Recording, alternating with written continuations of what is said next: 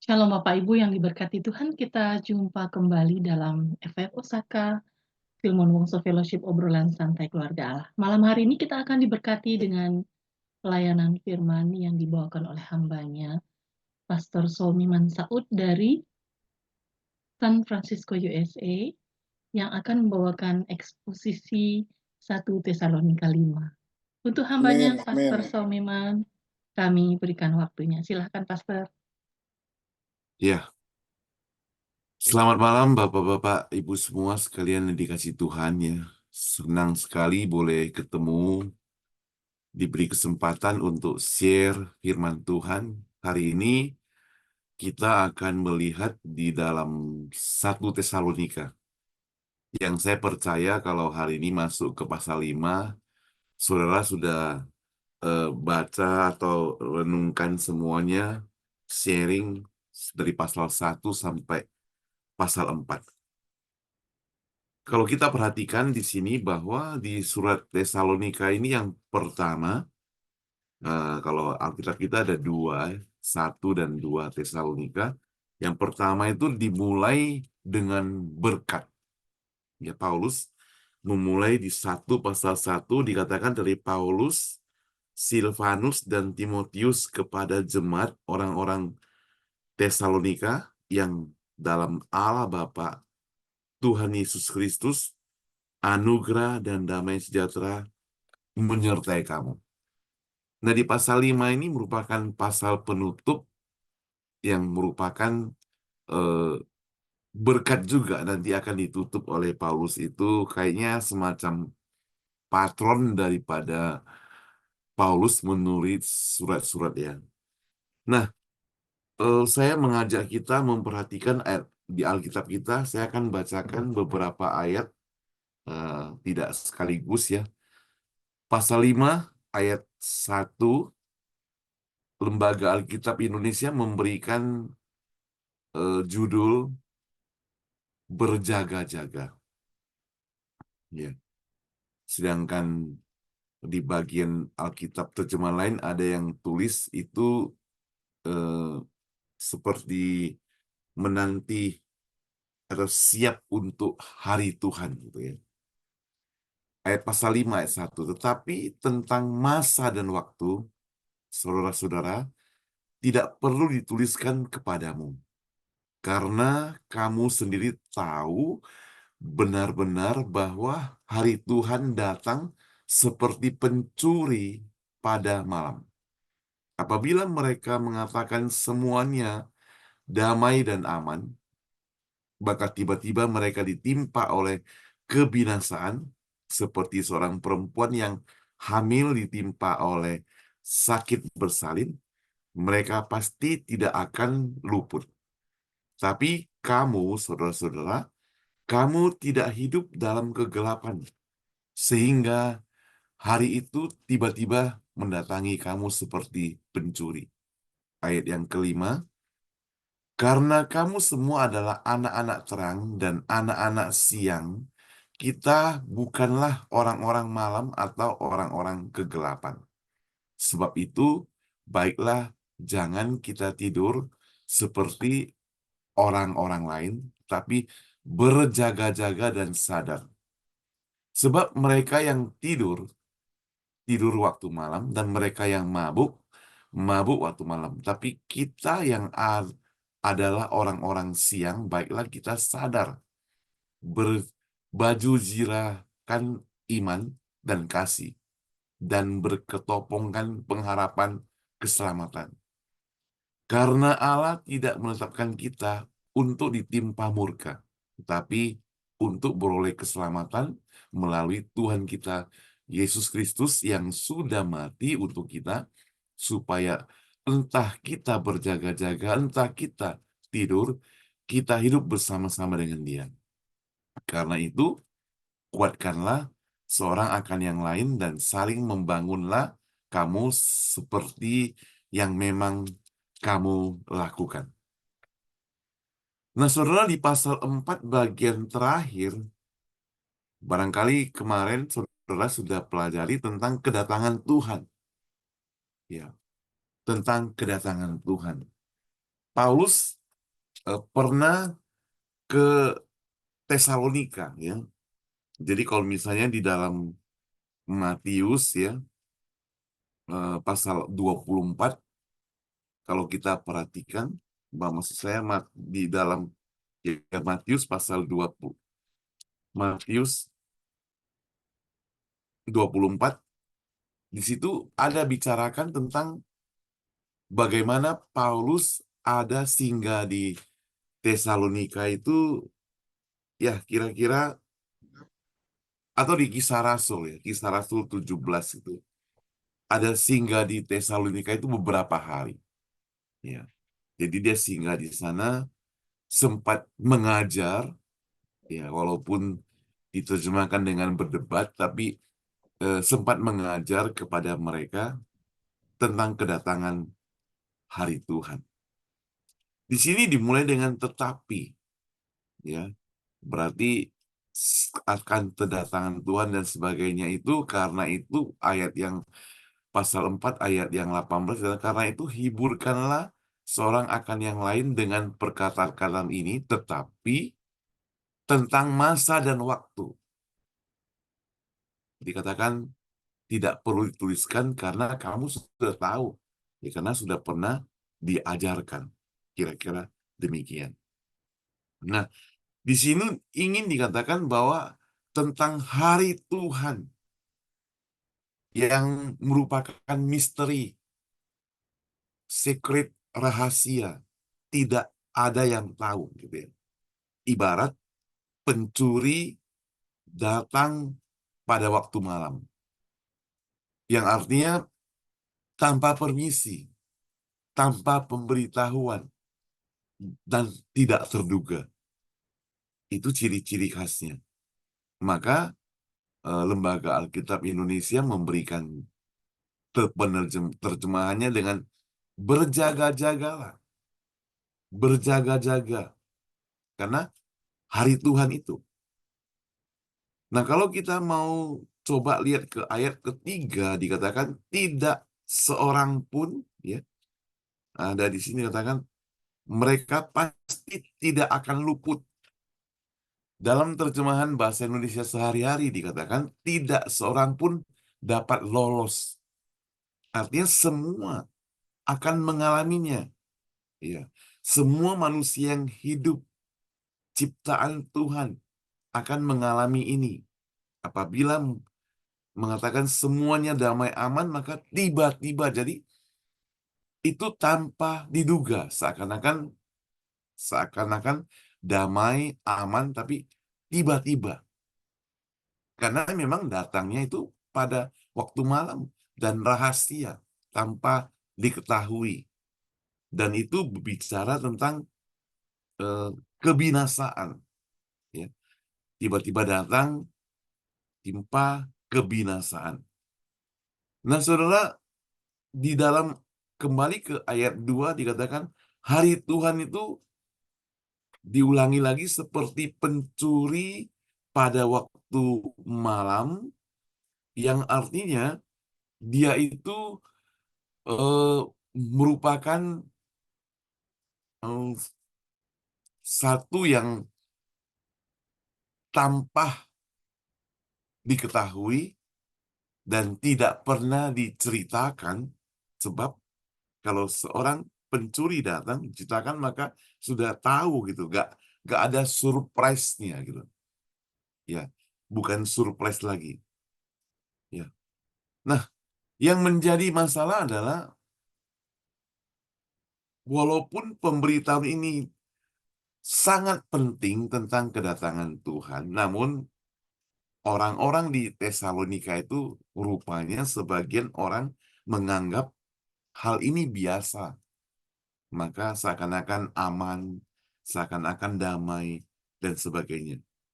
Tapi Paulus menegaskan lagi, tak terduga, tiba-tiba, ya, tak terduga, tiba-tiba.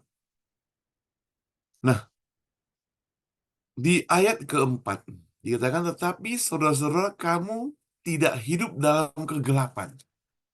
Dari sini kita bisa tahu bahwasannya yang dibicarakan itu kepada orang-orang yang sudah percaya hari itu tidak mendatangi kamu seperti pencuri.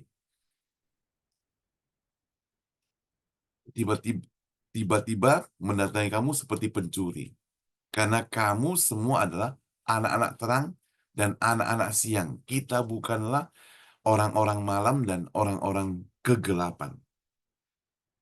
Nah, kita bukan orang-orang malam dan bukan orang-orang kegelapan. Malam itu berhubungan dengan kejahatan. Kegelapan berhubungan dengan kejahatan. Dan itu merupakan bahaya. Ya. Semua orang tidak suka akan kegelapan. Tapi iblis suka akan hal ini. Orang pada tidak suka akan kegelapan.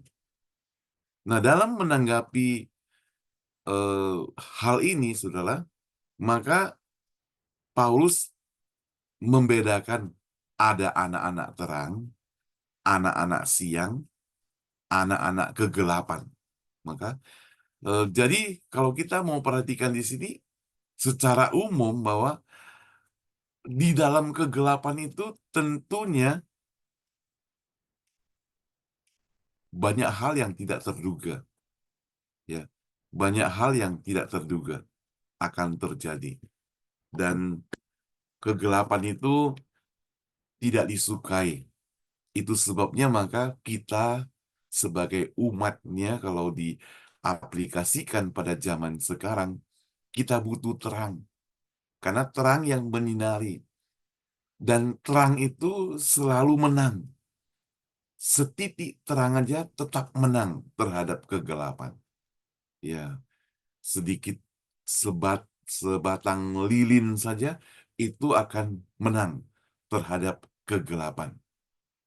Maka Paulus menegaskan kepada jemaat di Tesalonika itu, jangan lengah, jangan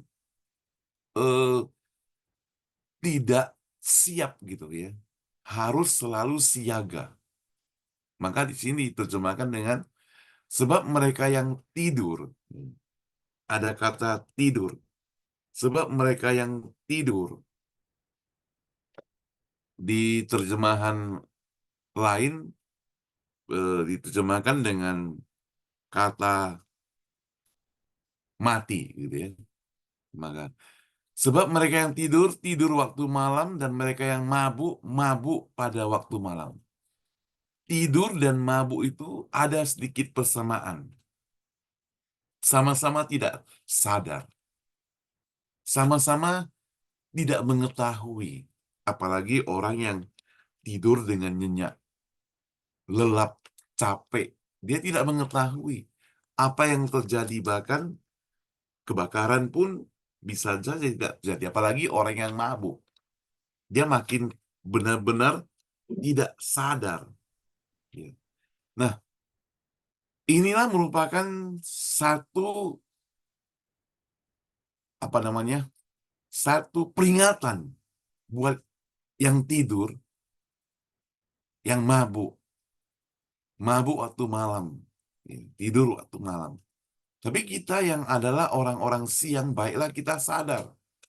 Jangan di siang hari pun tidur misalnya gitu. Berbaju jirah iman dan kasih, berketopongkan pengharapan. Ada covernya gitu. Ada yang jaga. Firman Tuhan menjaga orang percaya. Dibalut dengan firman Tuhan, kuasa. Tutup helm kepala. Ada pelindungnya gitu. Kalau kita mau katakan ya Allah pelindung kita gitu. Perlu itu semuanya. Supaya apa? Supaya kita siap. Supaya tidak lengah. Supaya ready.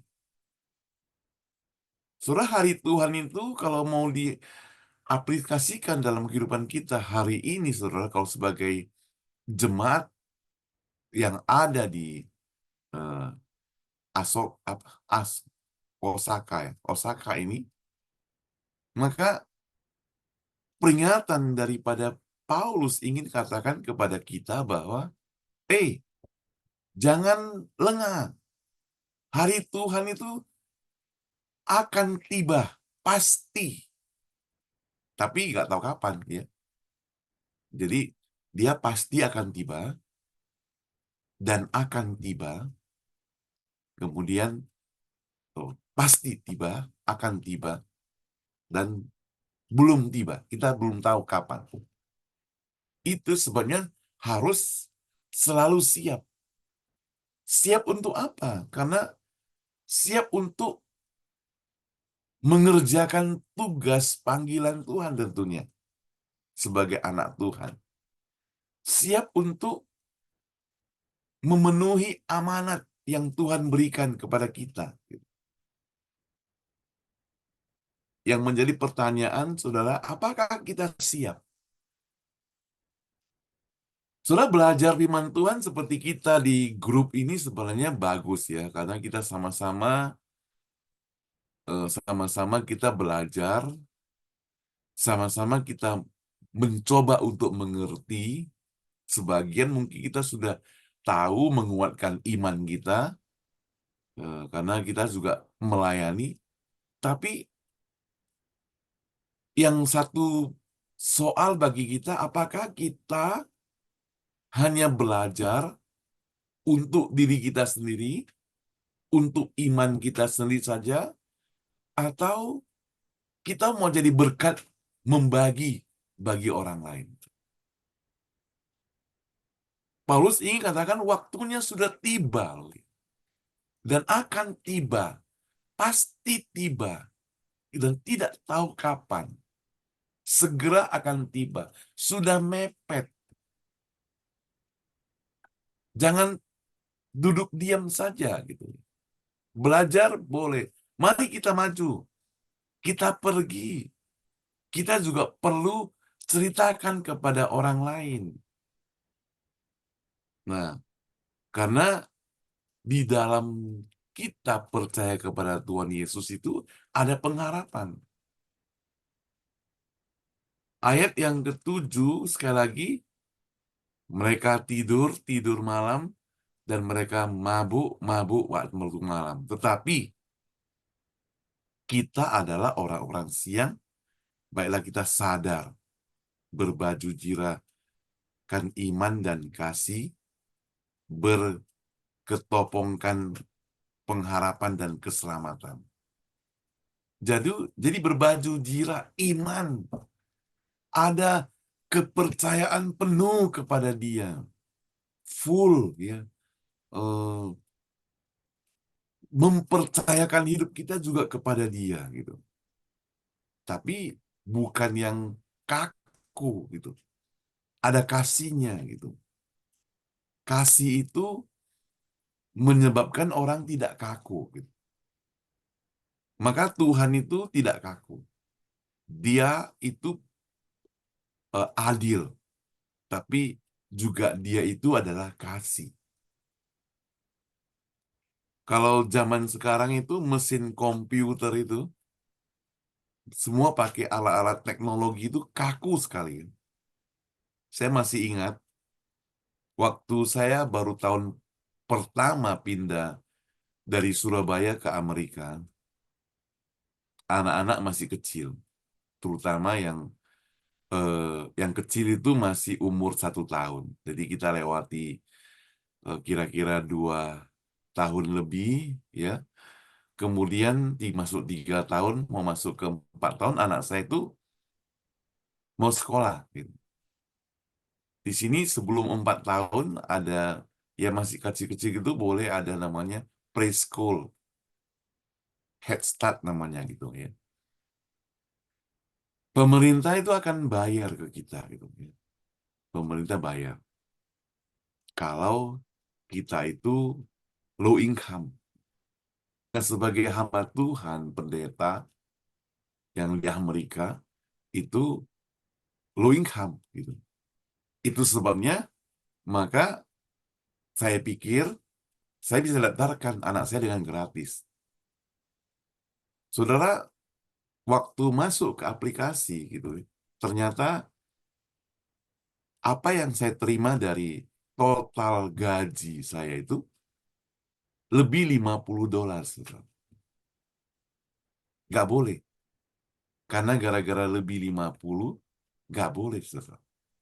Padahal kalau anak saya mau, jadi harus bayar uang sekolah. Padahal kalau bayar uang sekolah 1 bulan harus lebih kurang 500 lebih. Lucu ya.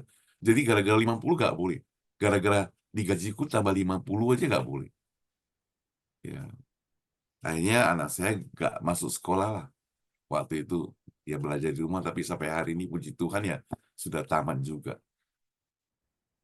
Poin saya adalah mesin itu, komputer, teknologi itu tidak punya kasih gitu. Kaku. Tapi kita orang percaya, apalagi orang Kristen, mesti ada kasih.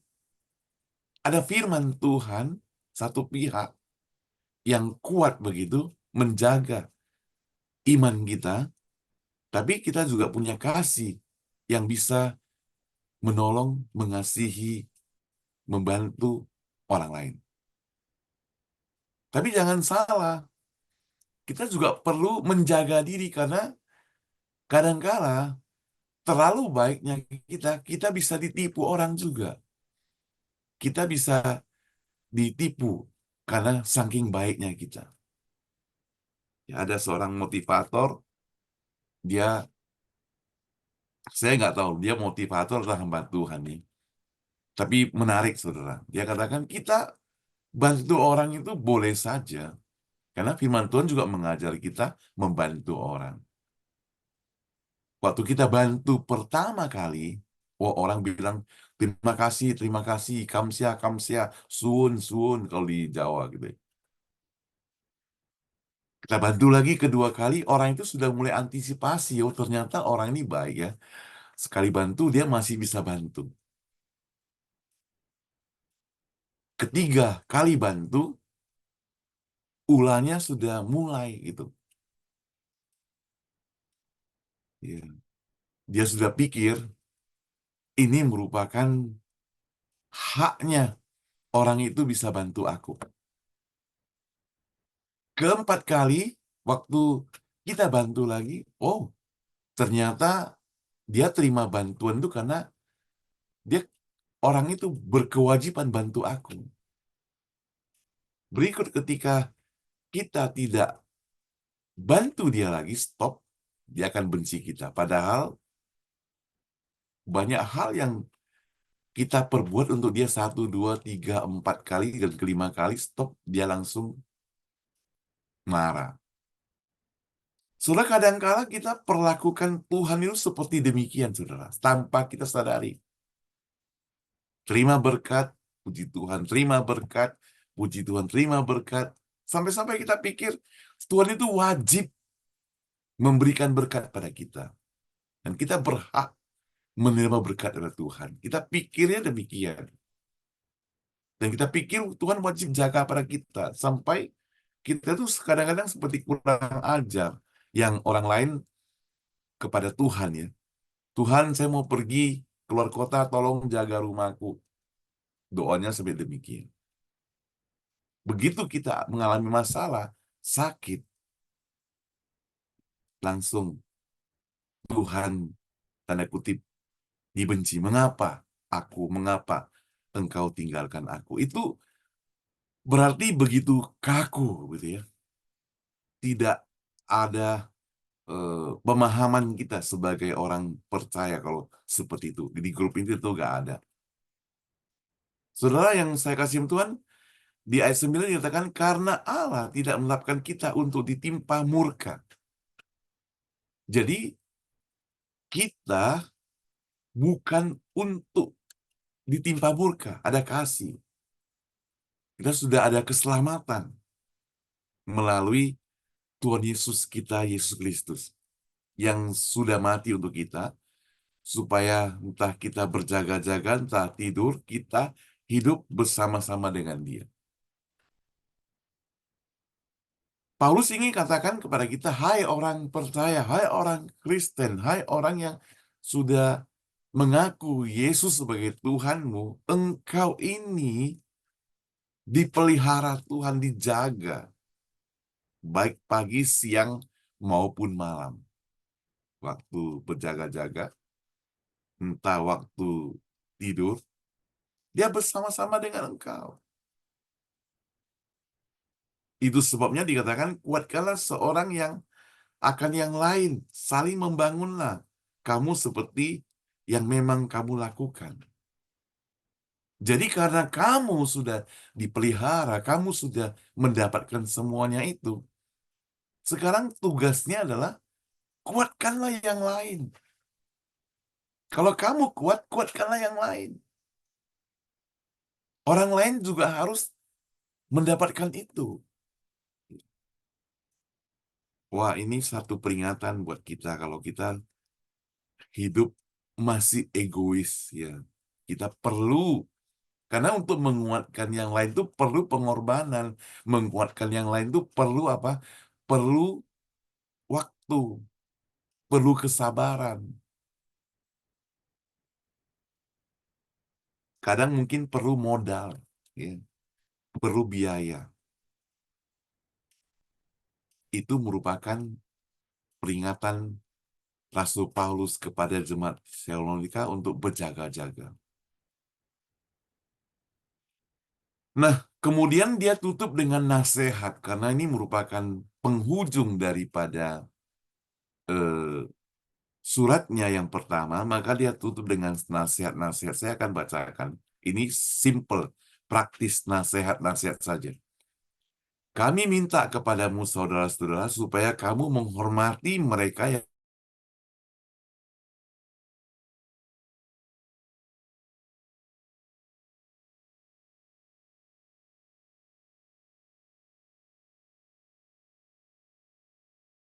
hiburlah mereka yang tawar hati, belalah mereka yang lemah, sabarlah terhadap semua orang. Perhatikanlah, supaya jangan ada yang membalas yang jahat dengan yang jahat, tapi usahakanlah senantiasa yang baik terhadap kamu masing-masing dan terhadap semua orang. Bersukacitalah senantiasa, tetaplah berdoa, ucapkanlah syukur dalam segala hal, sebab itulah dikehendaki Allah di dalam Kristus Yesus bagi kamu. Janganlah padamkan roh, dan janganlah anggap rendah nubuat-nubuat. Ujilah segala sesuatu dan peganglah yang baik. Jauhkanlah dirimu dari segala jenis kejahatan.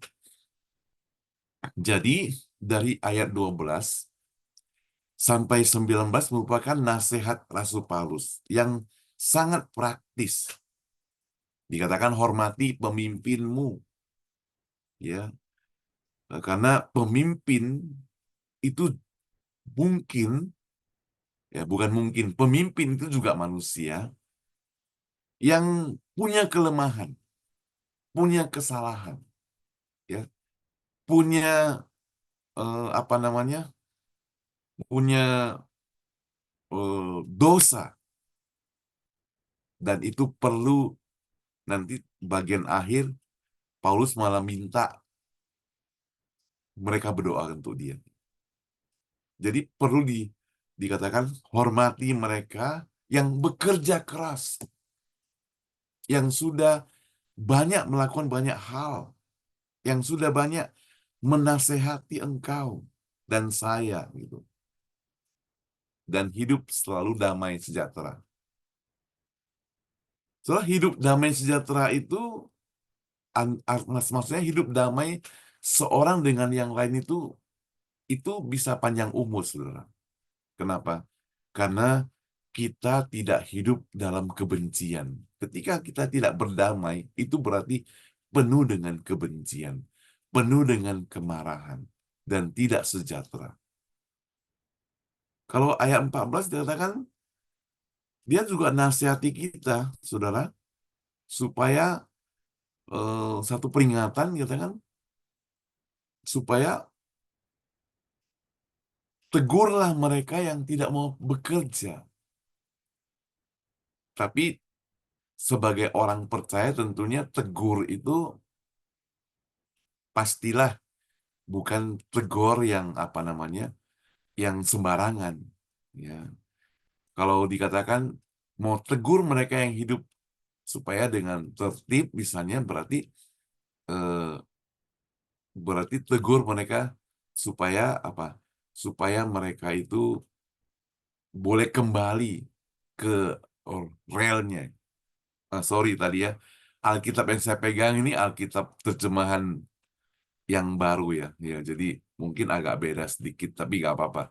Intinya sama. Ya. Jadi dikatakan menasihati kami tegur. Kalau di terjemahan baru dikatakan di sini dikatakan tegurlah mereka yang tidak mau bekerja.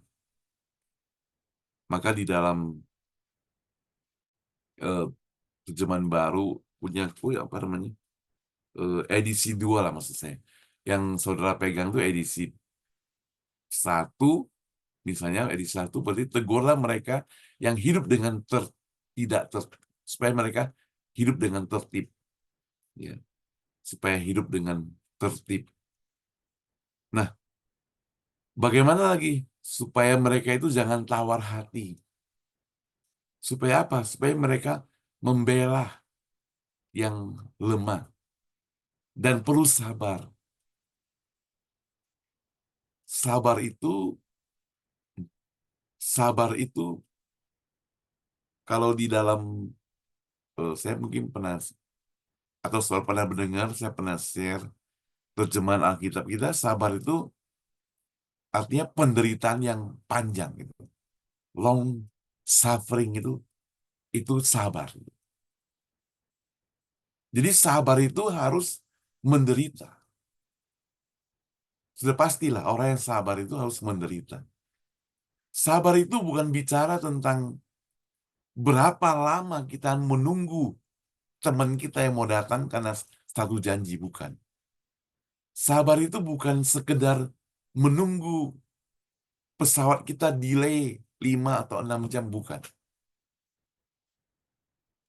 Sabar itu bukan hanya sekedar diam kalau ada orang ngomel-ngomel kita, bukan. Tapi sabar itu bicara tentang apa respon kita waktu kita harus menunggu. Waktu pesawat kita delay. Waktu orang itu ngomel kepada kita. Apa respon kita? Kalau respon kita membalas, respon kita mengomel, respon kita mengumpat ya. Kalau ngumpet kan sembunyi, ya. Mengumpat, ikut marah-marah.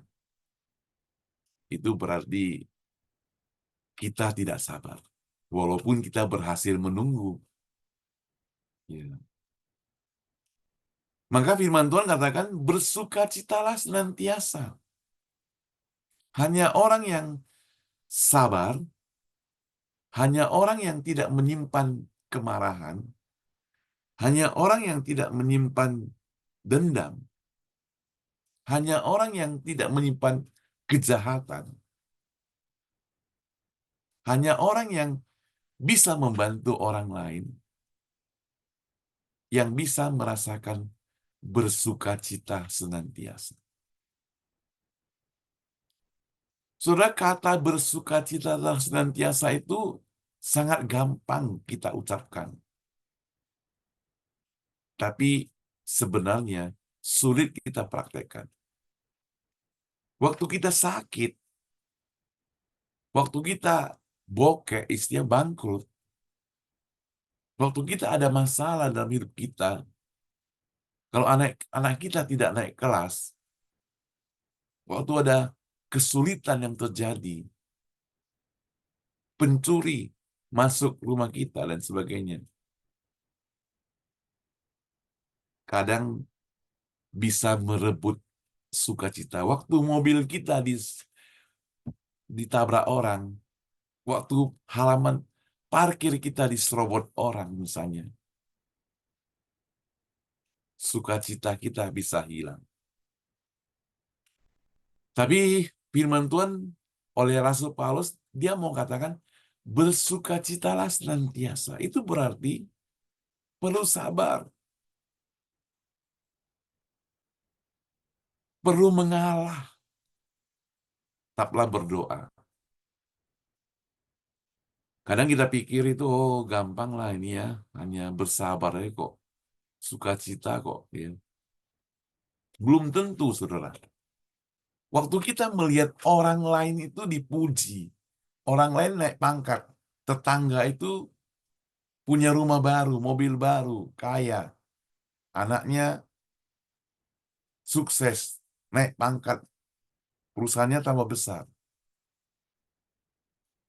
Apakah kita bisa ikut bersukacita senantiasa? Oh, ini merupakan ujian yang besar dalam hidup kita ketika kita mau berusaha hidup bersukacita, saudara. Dengan demikian, maka kita baru bisa tetap berdoa, saudara.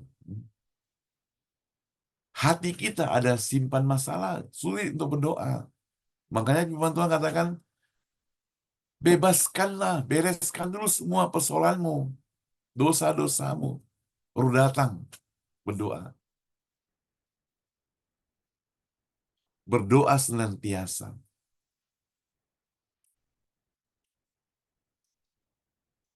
Ayat pasal 5 ayat 18 itu merupakan ayat yang kalau kita di sini, di Amerika, bulan 11, Thanksgiving Day, itu selalu dikutip oleh hamba Tuhan dan dikobarkan. Mengucap syukur dalam segala hal. Sebab itulah yang dikehendaki Allah di dalam Kristus Yesus bagi kami. Mengucap syukur itu dalam segala hal bukan maksudnya, oh kalau kamu sakit, mengucap syukur, bukan. Tapi mengucap syukur dalam segala hal, artinya dalam keadaan sakit, kita bisa mengucap syukur. Bukan karena kita bangkrut lalu bersyukur. Dalam keadaan bangkrut, kita masih bisa bersyukur.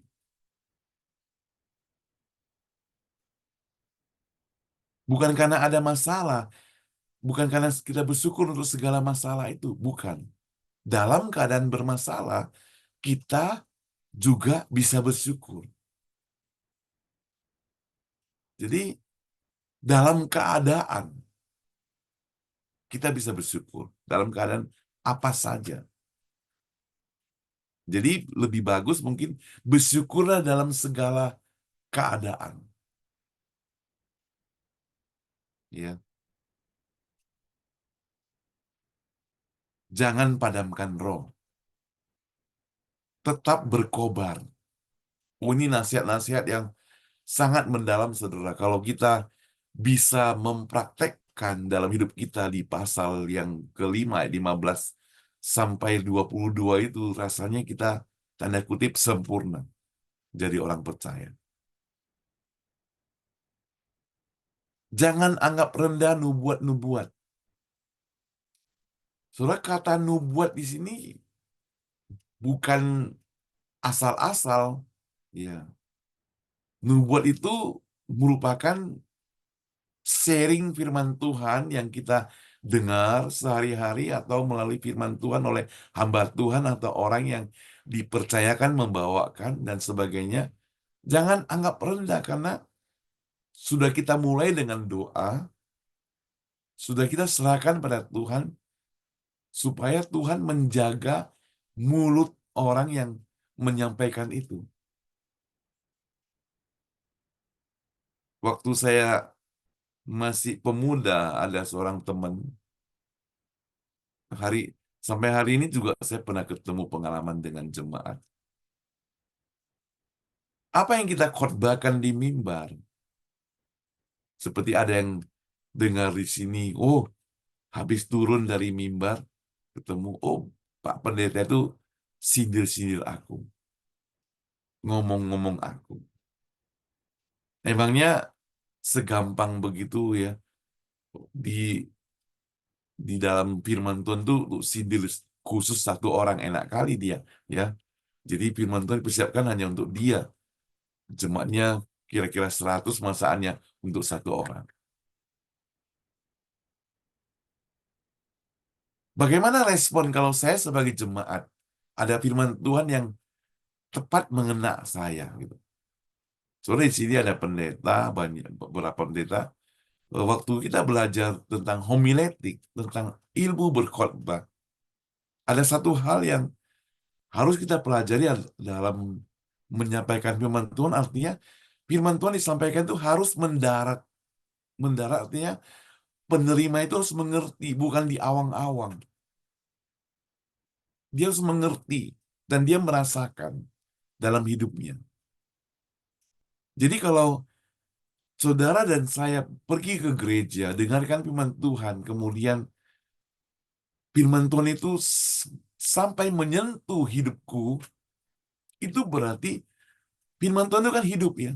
Dia luar biasa.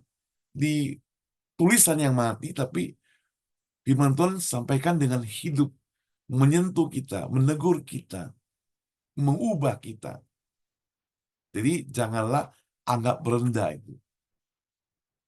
Jangan dianggap rendah.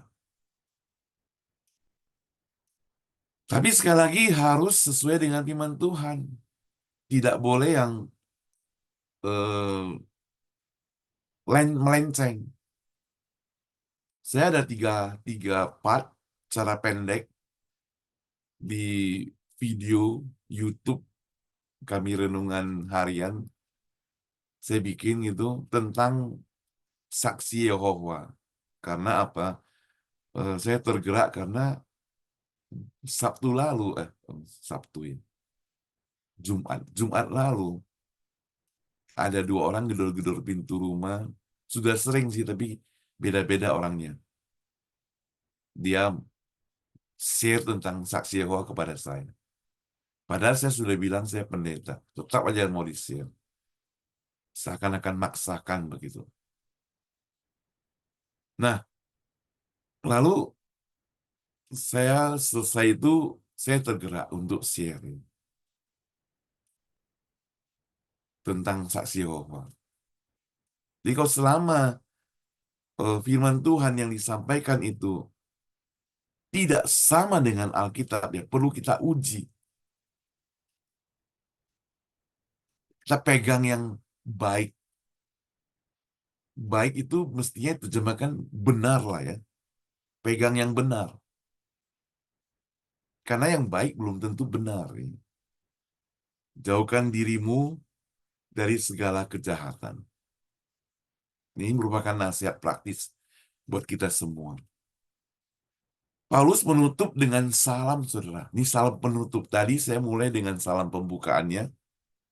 Sekarang salam penutup. Ditutup dengan berkat juga. Dikatakan, semoga Allah damai sejahtera menguduskan kamu seluruhnya. Dan semoga roh, jiwa, dan tubuhmu terpelihara sempurna tanpa cacat pada kedatangan Tuhan kita, Yesus Kristus. Ia yang memanggil kamu adalah setia. Ia juga menggenapinya.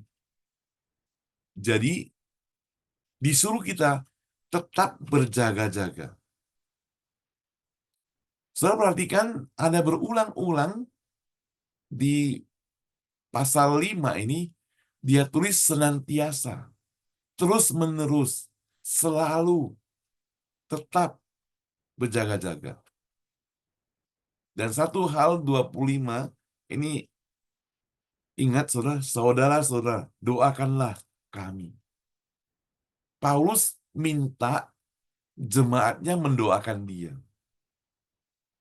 Buat saya pikir di kita sebagian hamba Tuhan, pendeta, yang sering doakan jemaat tiap hari, saban ketemu dan sebagainya. Pertanyaannya sebagai jemaat itu, kapan mereka mendoakan? Apakah sampai harus kita keluarkan mulut ucapan, saudara-saudara doakanlah kami. Karena hamba Tuhan juga lemah. Tuhan pakai kita bisa dengan heran, pintar, punya gelar, dan sebagainya, terkenal. Tapi iblis juga tidak pernah diam. Di Amerika ada seorang hamba Tuhan, saudara, saya nggak perlu sebut namanya, inisialnya SL, terkenal. Saya juga nggak berani menghakimi karena saya juga orang berdosa. Dia mengaku dia jatuh dalam dosa.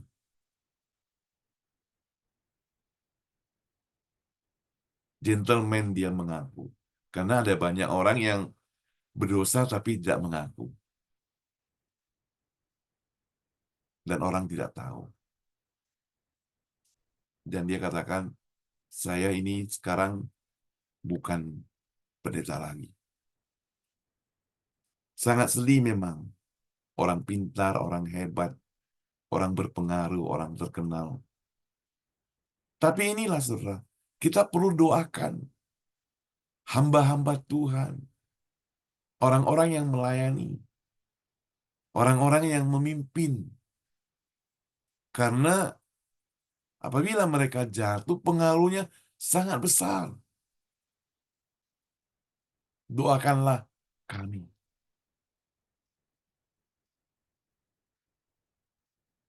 Ayat 26, sampaikan salam kami kepada semua saudara-saudara dengan ciuman yang kudus. Demi nama Tuhan, aku minta dengan sangat kepadamu, supaya surat ini dibacakan kepada semua saudara. Anugerah Tuhan kita, Yesus Kristus, menyertai kamu. Kata ciuman kudus itu mungkin kalau kita terjemahkan mungkin seperti hugging gitu ya, yang eh, ya yang bukan karena nafsu. Kan sebagian ada, kalau kita perhatikan orang-orang Manado paling suka kan ya, punya tradisi seperti gitu ya. Ketemu ada hugging, apa namanya, eh, cipika cipiki gitu ya maksudnya gitu ya. Tapi bukan hanya sekedar pencitraan juga gitu, supaya orang lain lihat. Tapi dengan kudus katanya. Yang artinya dengan tuluslah. Sampai di sini saudara, yang saya bisa share, kiranya Tuhan Yesus memberkati, yang menerjemahkanlah apa yang kita mengerti, kita yang belum mengerti juga. Karena waktunya singkat, sama-sama kita pelajari. Terima kasih, mari kita berdoa ya. Bapa di surga, terima kasih untuk firman Tuhan yang boleh kami renungkan bersama pada hari ini. Tuhan, terjemahkanlah firman Tuhan ini dalam semua hidup kami, Tuhan. Baik kami yang sudah lama jadi orang percaya, maupun yang baru.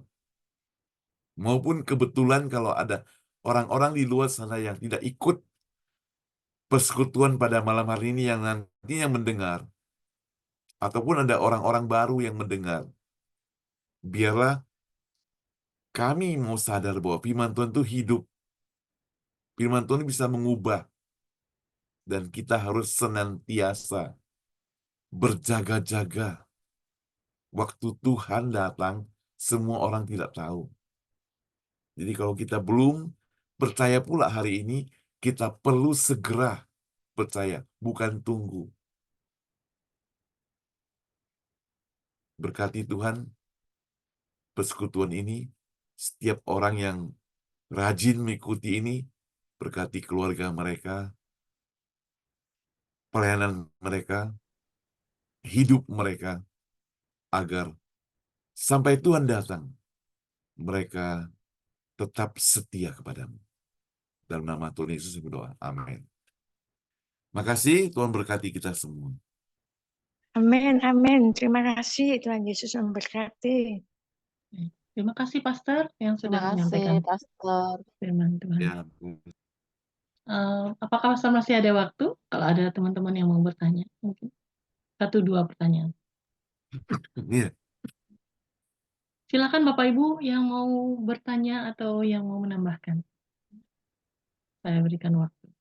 Lebih baik menambahkan aja ya. Baik. Ada Bapak Ibu?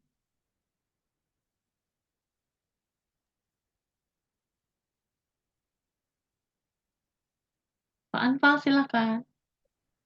Terima kasih, Bayu. Salam Pak Pendeta Saumima. Iya, Ya, makasih. terima kasih telah memberikan berkat lewat firman Tuhan malam hari ini. Saya tidak menambahkan, Pak, tapi saya ingin tanya kalau di ayat 7,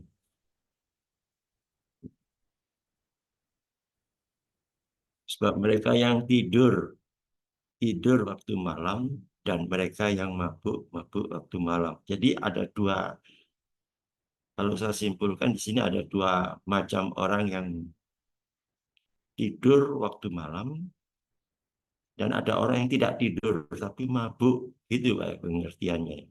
Jadi ada dua pengertian ini dimaksud. Kemudian di ayat 8, tetapi kita yang adalah orang-orang siang, baiklah kita sadar, jadi berbaju sirahkan iman dan kasih dan bertokokan pengharapan keselamatan. Yang saya ingin tanyakan, apakah kita yang adalah orang-orang siang, yang tentunya tidur di malam dan tidak mabuk-mabuk, baiklah kita sadar. Ini pengertian sadar itu mungkin bisa lebih jelas lagi, Pak. Kemudian mengenai mabuk, mabuk apa? Apakah mabuk minuman? Apa ada hal-hal lain yang membuat orang itu menjadi mabuk? Jadi mungkin juga sedikit lebih jelas lagi. Mabuk, saya sering mendengar mabuk anggur, jangan kamu mabuk anggur, seperti yang Paulus katakan.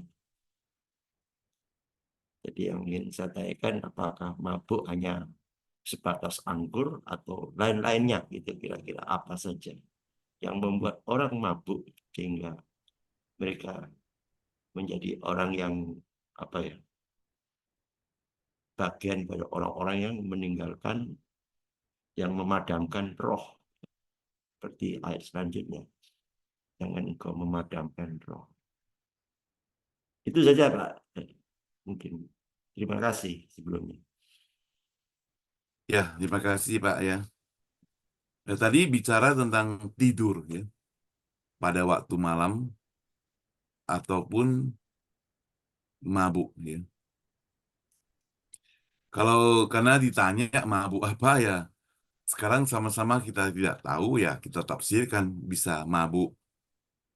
Mabuk karena cinta, bisa mabuk cinta kan kalau kita terjemahkan ke bahasa Indonesia, mabuk karena harta, mabuk karena hawa nafsu, ya, mabuk, ya karena banyak hal yang membuat orang mabuk gitu, gak sadar kita. Iya, Yang betul. yang bener kan mabuk karena minuman gitu. Sampai ada istilah kalau di Medan itu ada istilah, ada satu sekelompok orang, ya nanti kita gak usah sebutkan lah ya, yang katanya kalau dia ada uang, dia itu tidurnya di got selokan gitu ya. Tapi kalau dia lagi miskin, lagi bokek, tidurnya di rumah. Lalu kita tanya, kenapa? Karena kalau dia ada uang, dia pergi ke nightclub mabuk-mabuk. Jadi nggak bisa pulang ke rumah. Mabuk, pulangnya nggak sampai rumah. Tapi kalau dia nggak punya uang, ya tidurnya di rumah gitu. Jadi mabuk itu karena minuman. Tapi kalau mabuk karena yang lain-lain itu bisa juga. Sebab zaman sekarang bisa mabuk karena obat, narkoba dan sebagainya. Mabuk artinya di sini benar-benar dia tidak sadar, tidak peka, tidak normal. Ya. Nah, bicara tentang tidur, tidur itu menjadi milik dunia. Gitu. Ya. Yang maksudnya eh, bukan hanya milik dunia, dia menjadi kita seakan-akan di dunia lain. Ya. Kenapa? Karena waktu tidur kita tidak tahu tentang apa yang terjadi. Tidur membuat orang tidak peka, ya, tidak sensitif. Dalam waktu tidur juga pertahanan seseorang jadi kurang, tidak bisa membalas. Kalau ada apa-apa tidak bisa mengelak, tidak bisa lari. Tidur. Tidur juga bicara tentang tidak aktif. Itu sebabnya maka perlu bangun. Karena bangun membuat orang itu tahu, lihat kondisi situasi, peka waktu bangun. Waktu orang yang bangun ada pertahanannya. Jadi dia bisa aktif. Nah, itu sebabnya perlu adanya bangun. Perlu berjaga-jaga. Maka firman Tuhan katakan perlu berjaga-jaga. Nah, seseorang yang hidup di dalam keterikatan waktu tidur misalnya, termasuk seorang kapten kapal atau pesawat misalnya, kalau dia tertidur, ya berarti dia tidak bisa mengontrol. Ya, dia bahaya bakal terjadi. Ya, berarti dia bisa dekat dengan kematian. Kalau sadar itu dia lebih mengerti. Sadar itu lebih tepat dia mengetahui. Walaupun kadang orang yang sadar dia bisa lalai gitu. Maka dia perlu berjaga-jaga. Perlu tetap sadar. Perlu tetap was-was. Istilahnya waspada. Tidak harus senang-senang walaupun kita punya sukacita, tapi sukacitanya yang sadar. Orang bisa sukacita dengan sukacita yang sadar. Bisa pesta dengan pesta yang sadar, gitu. Ya kan? Ya bisa pergi kemana-mana juga bisa sadar, gitu. Sadar bahwa di kantongnya masih ada dompet. Ibu-ibu itu paling sadar, gitu. Ya. Ibu-ibu paling sadar. Biasanya ada contoh. Tadi saya ada dengar satu renungan lucu. Dikatakan seorang pendeta, ibu-ibu, seorang ibu, dia punya tas bermerek begitu. Jadi bawanya selalu dipegang erat-erat. Gagangnya saja dibungkus gitu. Dibungkus supaya gak lecet. Tapi kalau kita bawa tas, ibu yang lain bawa tas biasa gampang. Hujan pun dia tidak simpan, gak takut kena hujan, malah ditaruh di tas kepala katanya. Untuk tutupi supaya kepalanya tidak kena hujan. Tas kena, nggak apa-apa. Nah, itu sadar dia. Sadar bahwasanya tasnya mahal gitu. Ya. Jadi, kalau dia nggak sadar, dia juga tutup kepala. Gitu. Nah, bagi mereka yang tidur tidak pada malam hari dan mereka yang mabuk pada malam hari, lawan dari kewaspadaan adalah tidur. Tidur bukan pada malam hari itu kan juga berarti satu yang tidak lazim. Perlu ketenangan. Kadang saudara mabuk rohani juga bisa saudara. Hati-hati juga gitu. Ya, seorang penulis katakan hati-hati, jangan sampai mabuk rohani. Terlalu banyak fokus ke firman Tuhan sampai pekerjaan apa-apa dia gak kerjakan. Itu Tuhan juga gak suka. Gitu. Ya, saya garis bawahi. Hidupnya itu hanya kerjanya urusan dengar lagu, dengar khotbah, baca Alkitab, apa, semua urusan lain diserahkan pergi ke gereja, Senin sampai Sabtu, Minggu, dan sebagainya. Paduan suara, besuk, semua ikut semuanya. Sampai nggak perhatikan yang lain-lain. Itu mabuk. Rohani juga nggak bisa sadar. Nggak sadar dia. Dalam ibadah juga nggak boleh mabuk. Ya. Maka firman Tuhan katakan 1 Korintus 14, waktu engkau berdoa, orang juga harus mengerti. Kalau doamu orang tidak mengerti, ya doa pribadi. Karena kalau doamu orang tidak mengerti itu berarti apa? Berarti hanya untuk pribadi, bukan untuk umum. Oke, mungkin sampai sini ya. Mudah-mudahan atau ada yang mau tambahkan. Terima kasih Pastor yang sudah menyampaikan Ya, firman malam hari ini. Kita akan cukupkan sampai di sini untuk sesi 1. Terima kasih untuk kehadiran Bapak Ibu semua.